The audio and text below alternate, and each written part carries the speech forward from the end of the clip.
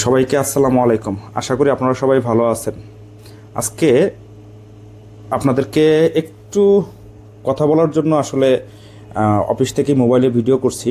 বাসায় যেতে একটু দেরি হবে, আর লিখে এত কথা বোঝানো সম্ভব না বিধায় আপনাদেরকে এই পদ্ধতিতে মানে মোবাইলের মাধ্যমে আপনাদেরকে ভিডিওটা করছি।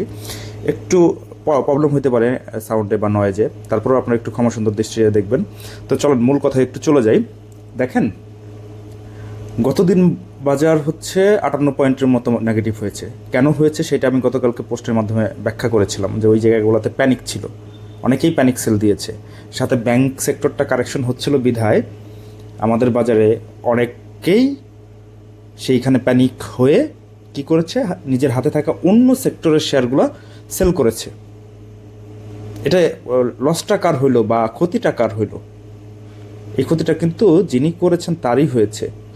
আপনি ব্যাংকের সেক্টর কারেকশন হচ্ছে বা ব্যাংক কারেকশন হচ্ছে, সেইখানে আপনি ব্যাংক সেল করেন, বাট হাতে যে কোনো স্টকে ইন্ডেক্স কারেকশন হইলে, ইন্ডেক্স লাল দেখলেই যে কোনো স্টক সেল করতে হবে, এইটা আমার মাথায় ধরে না ভাই। আমি এই জন্য গতকালকে বলেছিলাম যে আমরা পাগল ছাগলদের সাথে চলি আর কি, বাজারে অনেকেই এরকম আছে। যাই হোক, এই কথাটা আপনারা কিছু মনে করবেন না, আমি আসলে ক্ষমা সুন্দরটা দৃষ্টিতে দেখবেন। আসলে আমি কথাটা একটু রাগ করেই বলেছিলাম কালকে যখন এই টাইপের সেল প্রেশার আসতেছিল। আমি সারাদিনই গতকালকে স্ক্রিনে ছিলাম, দেখতেছিলাম যে আসলে আমাদের বাজারে সাধারণ বিনিয়োগকারীরা কী করার চেষ্টা করে।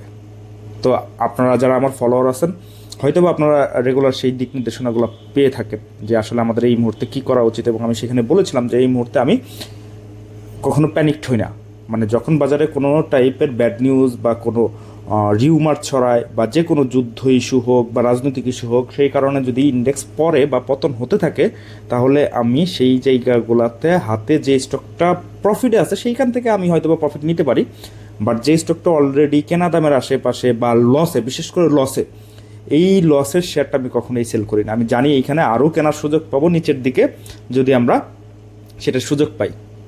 দেখেন, আজকে বাজারটা মোটামুটি একটা স্টেবল পর্যায়ে আসছে, বাট বাজার সামান্য পরিমাণ হচ্ছে পজিটিভ ছিল, মানে 2 পয়েন্ট প্লাসের মতো পজিটিভ আছে।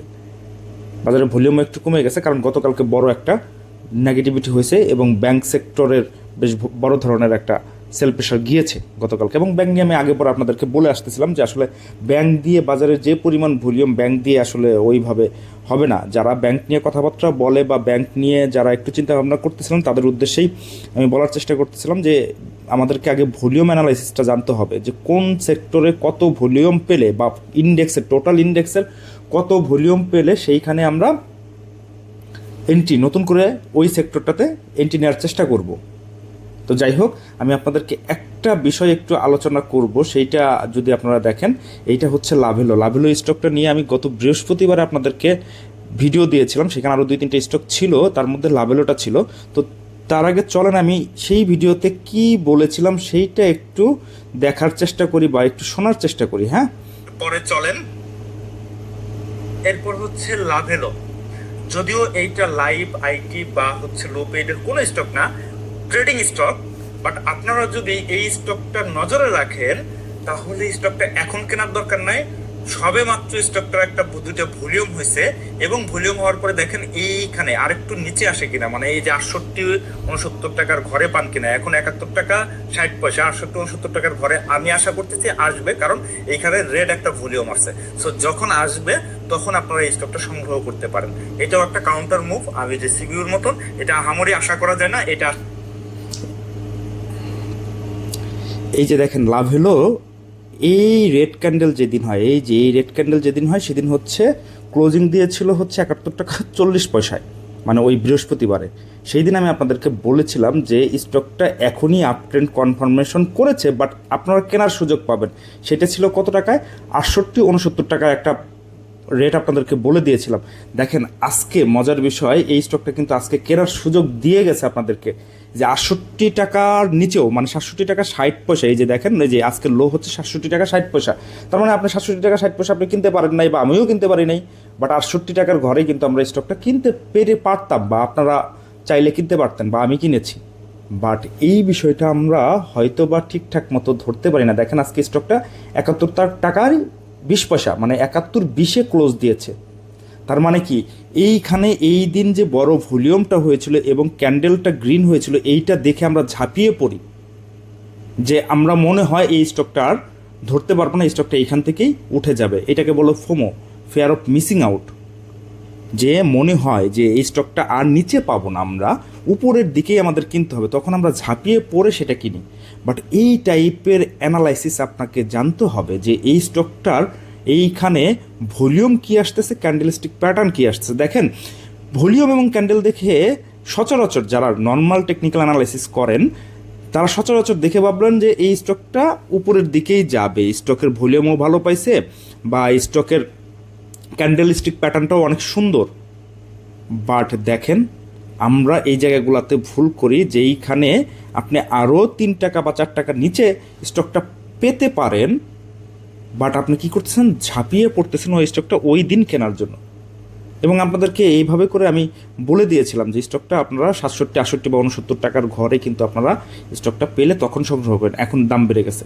আসলে আমি সবসময় একটা কথা বলি আপনাদেরকে, যে বাজারে যদি আপনি শেয়ার কিনে জিততে না পারেন তাহলে কখনোই সেল করে মানে বিক্রি করেও জিততে পারবেন না। তো আপনি বেশি দামে কিনবেন কেন? দেখেন, যারা অলরেডি 68 টাকায় কিনেছে, আজকে অলরেডি তাদের 3 টাকা গ্যাপ হয়ে গেছে, 3 টাকা 20 পয়সার মতো গ্যাপ হয়ে গেছে। তা আপনি একটু ওয়েট করেন, দেখবেন, এবং এই টাইপের অ্যানালাইসিস শেখার চেষ্টা করেন যে স্মার্ট মানির প্ল্যান কী। এবং আমি বলেছিলাম যে বড় 2টা ভলিউম আছে, আমার মনে হচ্ছে যে আরেকটু রিটেস্ট দিয়ে তারপরে উঠবে। বড় ভলিউম হওয়ার পরে কেন রিটেস্ট দেয়, কী কারণে রিটেস্ট দেয়, এই বিষয়গুলো আপনাদেরকে জানতে হবে। ইভেন কিছু কিছু স্টকে দেখবেন যে এইখানে ভলিউম হচ্ছে, টানা আবার উপরের দিকে যাচ্ছে, সেই টেকনিকটাও আপনাকে জানতে হবে। এখন কোনটা টানা যাবে আর কোনটা রিটেস্ট দিয়ে নিচের দিকে আরও পাবো, এই বিষয়টা যদি আমরা না জানি, ঠিকঠাক মতো যদি না ধরতে পারি, তাহলে আসলে আমরা বাজার থেকে প্রফিট করতে পারবো না। দেখেন, গতদিন মানে ওই দিন বৃহস্পতিবারে যারা কিনেছে তারা 71 টাকার উপরে কিনেছে, আজকে হয়তো বা তাদের রিকভারি হয়ে গেছে, বাট একটু ওয়েট করার কারণে আমরা 3 টাকার নিচে পাইতাম, এবং সেখানে আপনাদেরকে স্পষ্টভাবে বলে দেওয়া হয়েছিল এবং সেটার ভিডিও আপনাদেরকে দেখাইলাম। এখন এই টাইপের অ্যানালাইসিস ভাই আপনাকে একটু জানতে হবে। এই জন্যই আমি সবসময় বলি, মানে কিছুদিন ধরে বলতেছি যে দিন যে সেক্টর বাড়তে থাকে বা যে স্টকটা বাড়তে থাকে সেই স্টকটার দিকে হুমড়ি খেয়ে পড়েন না। এখন এই মুহূর্তে এখন বাজার একটা আইসোলেটিং জোনে আছে। আইসোলেটিং বিষয়টা আসলে ওইভাবে করে ব্যাখ্যা করতে পারছি না, ভিডিও ব্যাখ্যা করতে গেলে অনেক বড় হয়ে যাবে। বাট এই আইসোলেটিং বিষয়গুলো আপনাদেরকে আমলে নিতে হবে, যে কখন আমরা এগ্রেসিভ বাইয়ে যাব আর কখন ওয়েট করে বাই করব। এই টাইমিংটা আপনাকে ধরতে জানতে হবে। এই টাইমিংটা যদি ধরতে না পারেন ভাই, বাজার থেকে তেমন একটা প্রফিট হবে না। এই যে বাজারে ছোট ছোট প্রফিট দিচ্ছে, কি করব? ছোট প্রফিট দিচ্ছে, আমরা ছোট প্রফিটই নিচ্ছি। আজকে এইটা বললে কালকে আবার স্লো হয়ে যাচ্ছে। তো আমাকে ওই ক্যালকুলেশনটা মাথায় রেখেই ট্রেড করতে হচ্ছে, যে আজকে যদি আমি কিনি, আগামী দিন আমি বিক্রি করতে পারবো না, আগামী পরশু দিনে এই স্টকটার পজিশন কী হবে, না হলে আমাকে আরও কয়েকটা দিন ওয়েট করতে হবে। তো তার আগেই আমাকে শেয়ারগুলো কিনে রাখতে হবে। যেই দিন বাড়তে দেখতেছি সেই দিন কিন্তু ওই স্টকটা পরে আবার স্লো হয়ে যাচ্ছে, মানে 1 দিন বা 2 দিন পরে প্রফিট টেক করার মতো সময়ও পাচ্ছি না। তো এই বিষয়গুলো জানতে হবে ভাই। আসলে এই জন্য আমি বলি সবসময় যে আপনারা একটু শেখার চেষ্টা করেন, না শিখলে আপনারা এই বাজার থেকে মানি মেক করতে পারবেন না। পারবেন না মানে পারবেন না, একদম সাফ সাফ কথা। আপনারা একটু শিখেন কোর বিষয়গুলো। হ্যাঁ, টেকনিক্যাল অ্যানালাইসিস অনেকেই অনেকভাবে করে, আমি কোনোটারই খারাপ বলি না, বাট একটু ডিপলি কোর টাইপের অ্যানালাইসিস একটু শেখার চেষ্টা করেন। তো বাজার নিয়ে আর কিছু বলছি না, বাজার মোটামুটি ঠিকঠাক আছে, বাট ওই বড় টাইপের হাতি মার্কা শেয়ার থেকে এই মুহূর্তে একটু দূরে থাকেন। যে স্টকগুলো একটু ফ্লোটিং শেয়ারগুলো একটু কম, পেইড আপ ক্যাপিটাল একটু কম, সেই শেয়ারগুলোর দিকে একটু মনোযোগ দেন। এবং যে স্টকগুলো এই যে বাজারের ভলিউম হচ্ছে 300 কোটি টাকা বা 400 কোটি টাকার মধ্যে, এই ভলিউম সাপোর্টেড কোন স্টকগুলো আছে সেইগুলা দেখার চেষ্টা করেন। এইগুলা যদি জানতে চান তাহলে আপনাকে কোর অ্যাডভান্স লেভেলের অ্যানালাইসিস জানতে হবে। যতক্ষণ না পর্যন্ত এই বিষয়গুলো না জানতেছেন ততক্ষণ আসলে এই বাজারে ভালো কিছু হবে না। তো ওইগুলো একটু জানার চেষ্টা করেন, বিভিন্ন টাইপের বই পড়েন, পুস্তক পড়েন বা কোর্স করেন। কোর্সের কথা বললাম, আমার একটু মনে পড়লো যে আসলে যে আমার 9 জানুয়ারি যে কোর্সটা শুরু হওয়ার কথা ছিল সেটা অলরেডি শুরু হয়ে গেছে। গত 9 তারিখে আমি তাদেরকে ওরিয়েন্টেশন করাইছি, মানে তাদের সাথে আমি পরিচিত হয়েছি, আমার নিজের পরিচয় তাদের সাথে শেয়ার করেছি। সব মিলিয়ে প্রথম ক্লাসটা ওই রকমই গেছে, ওরিয়েন্টেশনের পরিচিত পর্ব। আগামী বুধবার থেকে মেইন ক্লাসটা, যারা এখনও ওইটা মিস করে গেছেন যে আপনারা জয়েন করতে পারেন নাই, মূল ক্লাস শুরু হবে আগামী বুধবার থেকে। আপনারা যদি চান তাহলে এখনও সময় আছে, এই বুধবারের মধ্যে আপনি যদি যোগাযোগ করতে পারেন তাহলে ওই 1 নম্বর ক্লাস থেকেই শুরু করতে পারবেন। তো আজকে বেশি একটা কথাবার্তা বলতেছি না, তো এই পর্যন্তই। আপনারা ভালো থাকবেন, সুস্থ থাকবেন, ধন্যবাদ।